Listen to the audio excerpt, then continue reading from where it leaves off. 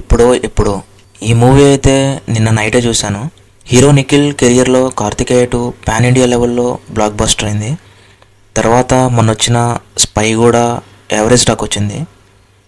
ఈ మూవీ అయినా మంచి రెస్పాన్స్ వస్తుంది అనుకున్నాను, డిసప్పాయింట్ చేసింది. మూవీ గురించి మాట్లాడుకుంటే ఇందులో హీరోకి రేసింగ్ అంటే బాగా ఇష్టం. ఆ రేసింగ్లో హీరో పాల్గొనాలంటే కొన్ని డబ్బులు అయితే అవసరం.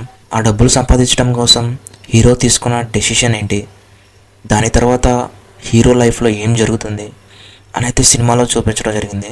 సినిమా చూస్తున్నంతసేపు నాకైతే లిటరల్లీ చిరాకే వచ్చింది. హీరో హీరోయిన్కి మధ్య లవ్ ట్రాక్ కూడా వర్కౌట్ అవ్వలేదు. మనం చాలా సినిమాలో చూసే ఉంటాం సేమ్ ఇదే లవ్ ట్రాక్. ఇక బీజిఎం కానీ లేదు అంటే సాంగ్స్ కానీ ఏదో రావాలి కదా అన్నట్లు వస్తూ వెళ్తూ ఉంటాయి. కానీ టైంపాస్ అవ్వాలనుకునే వాళ్ళైతే ఈ మూవీ చూడొచ్చు.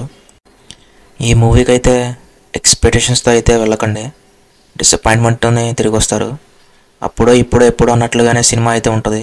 మూవీ 1 టైం అయితే చూడొచ్చు, అది కూడా మన నిఖిల్ అన్న కోసం. నాకు అనిపించింది ఈ మూవీ అయితే బిలో యావరేజ్ అని. మీకు మూవీ చూసిన తర్వాత ఏమనిపించిందో ఒకసారి కామెంట్ సెక్షన్లో కామెంట్ చేయండి. Thank you.